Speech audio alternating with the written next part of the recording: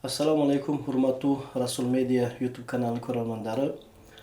Biz өткөн сабакты улантып, садака жөнүндө өзүбүздүн негизги маекти баштайбыз. Өткөн сабакта өзүңүзгө маалым болгондой, белгилүү болгондой, biz садаканын зарылчылыгы, анын садаканын түрлөрү боюнча сөз кылдык эле. Анан ушул маселеге келип жеттик. Кээ бир адамдар эми риваяттарда айтылып келет, кыямат күнүндө өкүнөт экен да. Эмне үчүн мен убагында садака бере албадым деп. Ушул өкүнүч тууралуу бир аз кеп кылып берсеңиз. İnşallah. Bismillahirrahmanirrahim. Elhamdülillah ve salatu ve selamu ala Resulillah. Amma ba'd. Esselamu aleyküm ve rahmetullahi ve berekatuh. Allah Taala razı olsun. Karmagan oruçlarınızı kılgan ibadat dualarınızı Kudayım kabul etken olsun. Ошол бул кыямат күнү ошол адам баласы кыяматта махшар майданда тирилип ошол өзүнүн амалын көрүп аткан учурунда же болбосо дегеле адамдын жаны чыгып аткан учурда ушул бирден бир эң бир чоң өкүнүчтүн бирөөсү ушул садака бербедим деп өкүнөт экен да. Бул жөнүндө Кудай Таала Мунафикун сүрөсүнүн 10-аятында мындай дейт. Estağfirullah ve anfiqu mimma razaqnakum min qabl an ya'ti ahadakumul maut. Allah Taala айтат, ошол силердин бирөөңөргө өлүм келгенге чейин садака бергиле дейт. Анан Алла Таала ошол уландысын ошол пенде садака бербеген пенде эмне деп айтат десе, ошонун аяттын уландысында айтат да: "Фаяқула рабби лаула аххартани" дейт. Sen ушундай деп айтасың дейт, ey Аллахым, мен өмүрүмдү бир аз кечиктирип турганыңда дейт да, бир аз мөөнөт бергениңде, ошол дүйнөдө бир аз дан жашаганымда, мен садака берет элем деп айтасың дейт да. Садака берип, ва аку минас салихин, анан салих бендиң болуп басыңа келет элем деп өкүнөсүң дейт да. Көрдүңүзбү? Алла Таала ошол кыяматта боло турган, же болбосо адамдын жаны чыгып аткан учурда эмне нерсеге өкүнөбүз? Ошону алдын ала айтып, ошол нерсеге даярдык көр. Эртең өкүнгөнүң баары бекер деп айтып жатат. Мээримдүү боорукер Алла Таала ушунчалык мээримдүүлүгү менен айтып жатат да.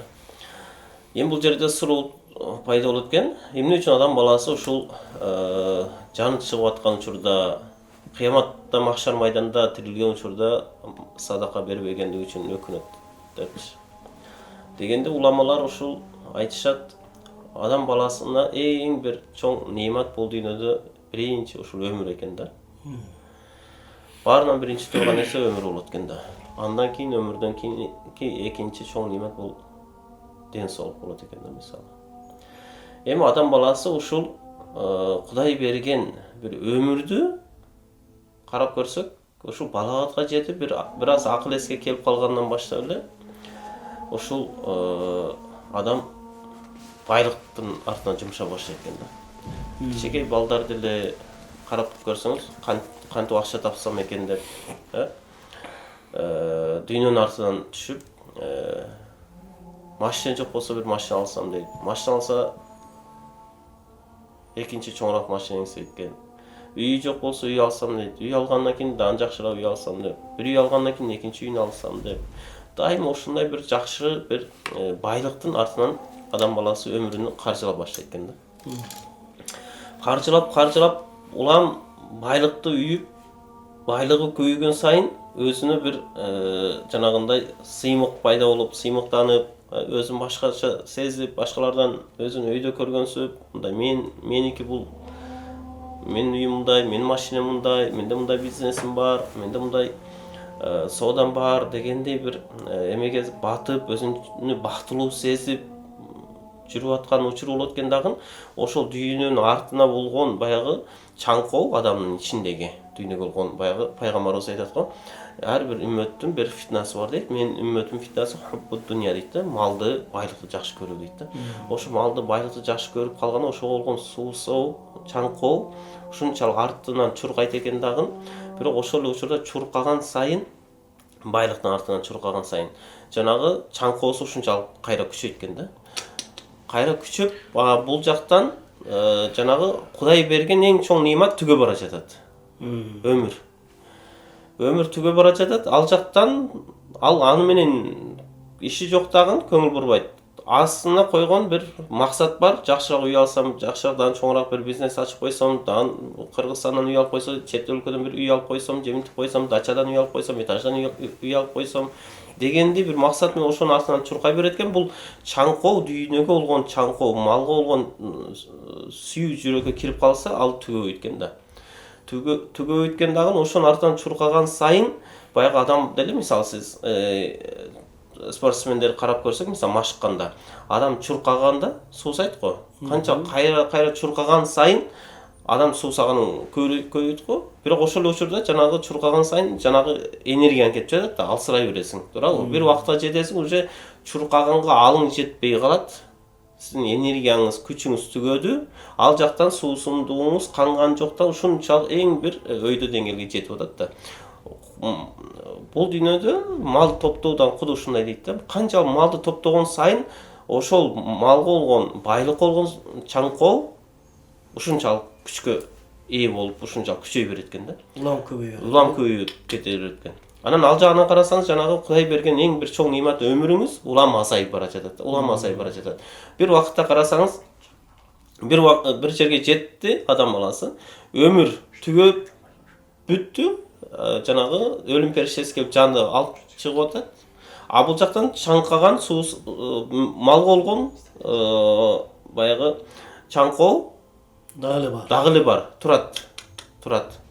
Анан бул меники деп жүргөнүн бүт баары караса бул жакка кетип жатат да, акыретке карап сапар алып жатат. Бул дүйнө менен коштошуп жатат. Караса бул дүйнөнүн баары меники деп жүргөнү. Жетпеген дүйнө ал жакта турсун, максат коюп алган ал өзүнө.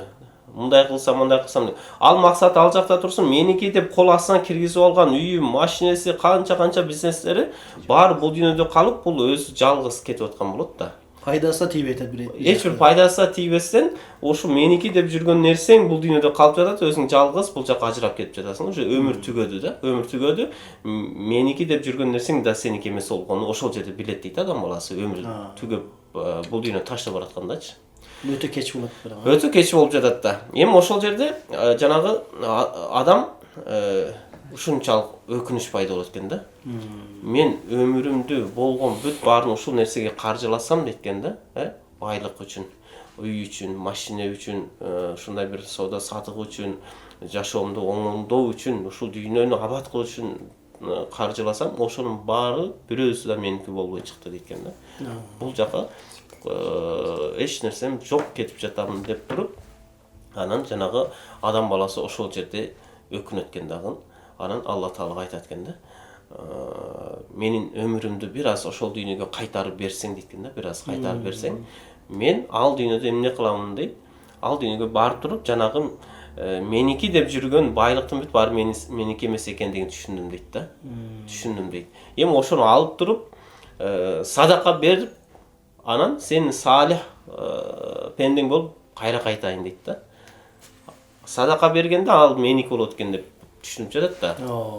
Көрдүңүзбү? Ал түшүнүп, бирок кеч болуп жатат да. Кеч болуп жатат. Ошондо баягы пайгамбарыбыз айтат го, адам баласы өлгөндөн кийин 4 нерсе суралмайын кадам таштабайт депчи, кыяматта. Биринчиси өмүрүңдөн дейт да. Өмүрдөн суралмайын адам баласы башка эсеп китепке жылбайт экен да. Өмүрдүн ичинен кайра экинчи суроо ошол жаштыгыңдан дейт. Жаштыктан суралат экен. Анан үчүнчүсү кайдан байлыкты кайдан алдың, мал мүлктү? Анан кайсыл жолго жумшадың дейт экен да. Карасаңыз. Бүт баары ушул садака же болбосо ушул өмүргө байланып атпайбы? Өмүрүңдү кайда өткөрдүң? Өмүрдүн ичинен жаштыкта сиз эмне кылсаңыз кудуретиңиз жетет эле да. Ошол жаштыкты туура эмес пайдалангандан кийин экинчи суроо кайра эле өмүрдөн, бирок жаштыктан болуп жатат да. Карып калгаңда эми эч нерсе жарабашы мүмкүн да. Ибадатка да жарабайсың, же мал мүлк тапканга жарабай каласың да адам баласы. Үчүнчүсү кайдан малды алдың? Кайсы жака жумшадың? Ошондо адам баласы ушунчалык өкүнөт экен дагы, бүткүл өмүрү жанагы текке кеткенин көрүп, меники деп жүргөн нерсеңдин эч ким сеники эмес экендигин көргөндө адам баласы өкүнөт дейт, ал учурда кеч болот экен да. Демек өкүнүч бул дүйнөдө эле башталат. Ооба. Ушул дүйнөдө качан башталат? Ушул дүйнөдө жанагы өлүм төшөгүнө жатып, анан жанагы жан алгыч периште келип жанды алып аткан учурда көрөт дагы бүт баары калып жатат, колунда эч нерсе жок. Ал жака курулай сапар аттанып жатат да, ошол учурда башталат экен да. Демек жаштык кезинде, колуна бар кезинде акыйкатты көрө албаган мындай инсан. Акыйкат бар, бирок ушул нерсени акыйкатты кээ бир тосмолор себеп болуп же кызыкчылыктар себеп болуп ушул нерсени түшүнбөгөн. Эми ушул тосмо боло турган нерселер, кызыкчылыктар жоголуп турган учурда акыйкат ачык айкын чыккан учурда ал сезилип же. Бирок өтө кеч. Ал жерде ошол жана сиз айтып жаткан тосмо деп атпайсызбы? Ошол тосмо эмне десе, ошол адам нафс экен да. Алла Таала Куранда айтат го, "Сайзула афрайта ман иттахада илаха хава" дейт да. Карабайсың ошондой бир инсанды дейт, өз нафсын кудай кылып алган адамды дейт да. Ошол нафс адамды акыйкатын тосуп койт экен, акыйкатты көрө албай калат экен да. А уже жан чыгып аткан учурда, жана сиз айткандай, бая пардалар, немелер бүт баары четке чыккандан кийин адам баласы акыйкатты көрөт дейт да. Колунда эч нерсе жок экенин көрөт, чыныгы дүйнөнү көрөт. А бул дүйнө кудум эле түш сыяктуу болот экен да. Жана түшүңдө тем эле кээде бир мансапта отурганын көрөсүң, кээде бир байып кеткендигин көрөсүң го, ушундай түшүңдөчү. Анан чочулуп ойгонсоң, төшөгүңдө жатасың да. Кудум бул дүйнө акыретке салыштырмалуу ушул сыяктуу дейт да. Так ошондой болобу? Түшүндүргөндө, алымдар түшүндүргөн ушул сыяктуудай дейт да. Мисалы сен бул дүйнөдө баары могу машина меники, бул балам меники, бул балам мени колдойт, бул мага жардам берет деп досторуң менен же башка мансабың менен, байлыгың менен баарын сыймыктарын ушундай эметип жүрөсүң да. Анан бир убакта эле тиги дүйнөгө көчүп өткөн учуруңда карасаң, алардын баары сенде жок. Ушундай бир энеден кандай төрөлгөн болсоң, ошондой болуп ак кепинде жатканын көрөсүң дейт да. Бир башка сөз менен айтканда, демек мындай инсандар бир кудайдын кулу эмес, бир канча нерселердин кулу болуп машина өмүрүнү өткөрүп койду да, тилекке каршы. Жакшы. Эми дамла ушул сөздү уланта экинчи суроо. Эми кыяматта кандай өкүнүчтөр болот? Бул жөнүндө эгер аяттан далилдер болсо, бир аз ачыктап түшүндүрүп берсеңиз жакшы болот. Эми кыяматта өкүнүчтөр көп өкүнүчтөр көп болот экен да. Негизи адам баласы кыямат жөнүндө эгер айта турган болсок, мүмкүн болсо мен ушул бир башка бир сабакта ушул кыяматтагы адамдардын абалы боюнча токтолуп өтсөм. Себеби бул дүйнөдөн ал сабакта биз эгер мүмкүн болсо бул дүйнөдөн акыретке сапар аттанып, баягы пайгамбарыбыз айткандай, хасибу анфусакум кабла ан тухасабу деп атпайбы? Өзүңөр эсеп китеп болгонго чейин эсептегиле деп жатат да. Бир көздү жумуп, ушундай мен акыретке сапар алдым, акыретте махшар майданында турамын, эми кандай абалым болот дегендейчи. Же болбосо пайгамбарыбыз айтат, муту кабла ан тамуту дейт. Өлгөнгө чейин өлгүлө дейт да. Өлгөнгө чейин өлгүлө деген мааниси канча жолу жаназага барабыз, жаназага барган учурда, ошол учурда мен өзүм ушул азыр мен табутта жатсам, мага ушул жаназаны окуп аткан учур болсо, мен ушуга даярмынбы деген бир суроону коюшубуз керек да. Ошол жерде мен жатам азыр. Мен даяр белем деп жаназага барган ошолорду элестетиш керек да адам баласы. Ошон үчүн баягы ибрат издесең өлүм жетиштүү деген ошол да. А биз жөн эле барабыз, такбир айтып туруп эле 4 такбирди айтып, "Омин" деп жанагы майитка дуаны кылып айтып жатпайбызбы? Демек биз сүрөтүнө тарып койдук. Сүрөтүн эле. Ооба. Андан ибрат алган киши жок да. Эртең мен да ушундай жатып калган учурумда мен даярмынбы? Эртең мен ушинтип жатып калсам, мага имам намаз окуп жатат, артымда балдарым, бир туугандарым баары мени карап коштошуп жатат. Мен ошол учурга даярмынбы деген бир суроону коюшубуз керек да. Ошондо адам баласы эмнелерге өкүнөт, мисалы да. Ошол тууралуу буюрса кийинки эмеде сабакта токтолуп өтсөк болот. Азыр мен ушул дагы бир садака тууралуу дагы бир эмени айтып өтсөм. Адам баласыны Алла Таала айтып жатат, момун мусулманга кайрылып, Алла жолдо силер жакшы карыз бергиле дейт. Алла жолдо жакшы карыз бергиле дейт, бир муктаж адам болуп калса дейт. Эми карыз берген адамың бир убакытка мөөнөткө берип жатасыз, мисалы, бир айга бердиңизби, бир жылга деппи, же 6 ай деп бердиңиз. Бирок ошол учурда жанагы карыз алган адам мөөнөтү келген учурда сизге кайрып бере албай калды да. Бере албай калды. Күнүмдүк жашоосун арттыра алган жок да. Кээ бирөөлөр бар, эми бар болуп туруп бербей койгон дору деле болуп атпайбы? Өзүнүн жумушун аткарып, бирөөнүн карыз алып койгон, бирок бул жакта акча турат, бербейт да. Бул чоң күнөө болуп эсептелет. Биз жанагы чындап бере албаган адамдар тууралуу айтып жатабыз да. Ошондой учурда Кудай Тааланы карасаңыз, ушундай мээримдүү Кудай Таала айтат да. Жанагы сен карыз берген адам дейт, оинканаду асратин дейт, кыйынчылык абалда туруп аткан болсо дейт да. Бере албай жатат, сага мөөнөт келди, мына эртең берем, мына берем деп жатат, бере албай жатат дейт да. Ошол учурда сен дейт, ага дагы мөөнөтүн узартып кой дейт. Колуңдан келеби дейт. Колуңда байлыгың бар, мүмкүнчүлүгүң бар болсо дейт, анда сен мөөнөтү узартып кой дейт. Bir ay деген, bir ay жетип калды. Төлөнгө мүмкүнчүлүк болбой жатат. Анда сиз айтышыңыз керек, кайра дагы bir ayдан кийин мейли. Bir ay дагы мөөнөт берейиниз, bir ayдан кийин бериңиз деп ошентип койсоң болот дейт. Андан кийин bir ayда өтүп кетти. Bir ayда өтүп кеткенден кийин жана мөөнөт кайра жетип келди да. Көз ачып жумганча. Анан жанагы бир тууган мусулманыбыз кыйналып жатат, кыжалат болуп жатат да. Дагы убакыт келип калды деп ары бери эметип сизге чала албай же сизди көргөн жерде уялып тартынып, учураша албай ушундай болуп жатат да. Ошол учурда сиз карап көрөсүз дагы чындыгында кыйналып жаткандыгын көрүп турсаңыз, анда Алла Таала эмне дейт сизге? Сиз Кудайга ыйман келтирген адамсыз да, акыретке, Анда Алла Таала айтат: "Ва антасаддаку хайрул лакум" дейт да. Садака кылып койгоң сен үчүн жакшыраак дейт да. Садака кылып койсоң силер үчүн жакшыраак ошол дейт. Эмне үчүн жакшыраак? Сиз ал карыз алып койсоңуз, мисалы, бул дүйнөдө алып койсоңуз, алдыңыз, аны кайра эле ошол жанагындай да коюп коесуз да, коюп койдуңуз, же болбосо бир машинаңызда акча бир машина алып койдуңуз, же болбосо үйүңүзгө бир мебель алып коюп койдуңуз. Зарыл эмес нерсе. Жумшалат. Коюп коесуз. Же болбосо жумшалбашы да мүмкүн, сейфке сактап коесуз да. Жөн эле бир кишинин көңүлү калтырды. Көңүлү калды, кыйынчылыкта калды адам, сиздин ашша буюмуңуз катары ал акча туруп калды да. Сиздин өмүрүңүз кетип жатат бул жака, акыретке карап. Анан жанагы акыретке көчүп өткөндө, жанагы алган карыз акчаңыз меники алдым деп ойлодуңуз да. Ал сиздики эмес эле бул дүйнөнүкү болуп калып кетип жатат да. Ошон үчүн Алла Таала айтат: "Садака кылып койсоң, хайруллан жакшыраак болду." Ооба, сиздики болду. Болгондо да анан ошол эле акчанын өзү эмес, Алла Таала эмне дейт? Соолтор менен. Манжа бил хасана фала ашр амсалиха деп атпайбы? Ал 100 сом, же 1000 сом, же 10 миң сомду сага хадия деп берип койдуңуз да. Бергениңиз кийин Алла Таала ошону 10 эселеп деп атпайбы? 10 эселеп сага берем деп атпайбы? Же болбосо 700 эселеп сага берем дейт да. Эгер силер ушул нерсени билсеңер дейт да. Караңыз, аягында билсеңер. Билсеңер, билбейсиңер дейт да, ошого ойлонбой жатасыңар дейт да. Меники деп алсаң меники дейсиң. Бирөөдө турса сеники эмес болуп чыгып атат дейт да. Чын-чынында момун адам Аллага ыйман келтирген болсо, Аллага бергениң ал сеники болот да. Ушул жерде бир толуктуп кете турган катар сөз айтып коеюн. Ушу Бакара сөзүнүн алгачкы аяттары ушундай келет го.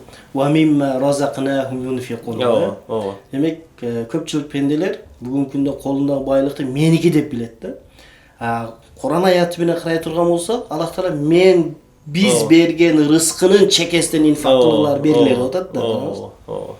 Ал жерде ошол муттакиндердин сыпатын айтып жатат да. Худалдел муттакин дейт да. Ошол бул Куран хидаят кылат кимдер десе, муттакин инсандар, таквачылыкка ниет кылган, таквачылыкка кадам ташлаган адамдарды ушундай Куран хидаят кылат дейт. Эми муттакиндер кимдер десе, ошол жерде сиз айткан сыпаттар келет да. Имунуна бил гайб дейт.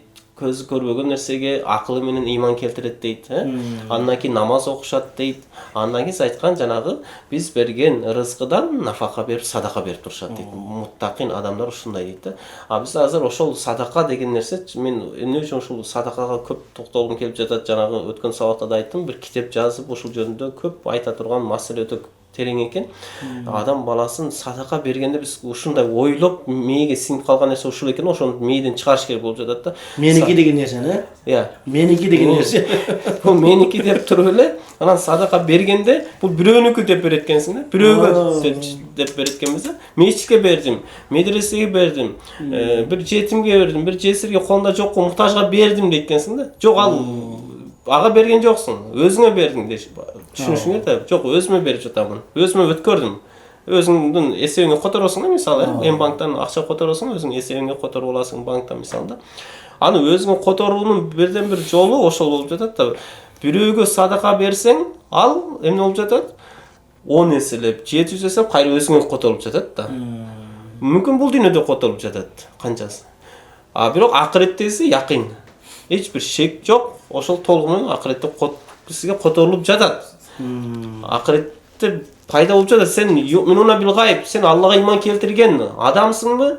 Мусулмансыңбы, момунсуңбу? Анда ошого ыйман келтирген болсоң, эмне үчүн сен бирөөгө эмес, акыреттин үчүн эмне үчүн кайдыгерсиң да? Келип туруп мечитке 20 сом саласың, 20 сом. 100 сом салып коебуз да, мисалы. Бир муктаж суранып калса 100 сом, 20 сом берип коесуң да, мисалы.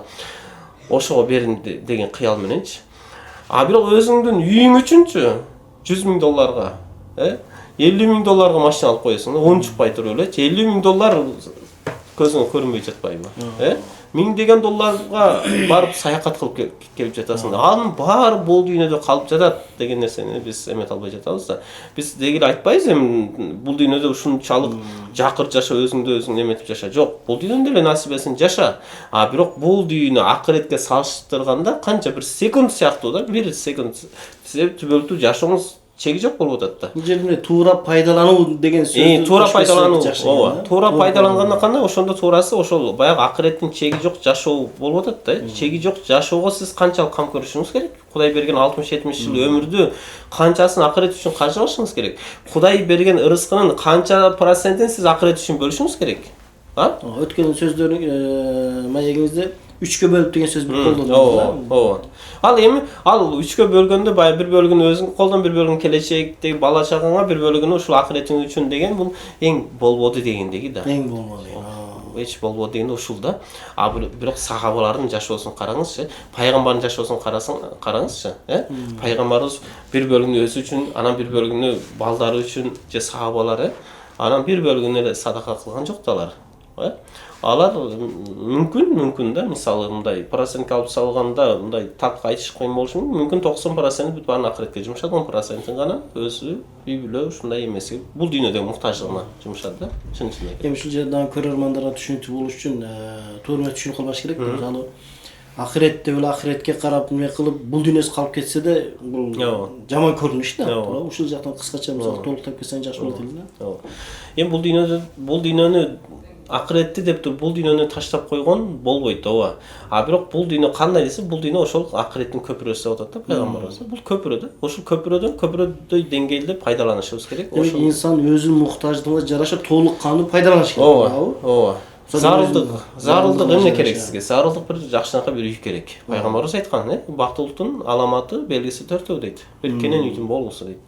Кенен үй дегенди кымбат баалуу үйдү түшүнбөшүбүз керек. Кенен үй.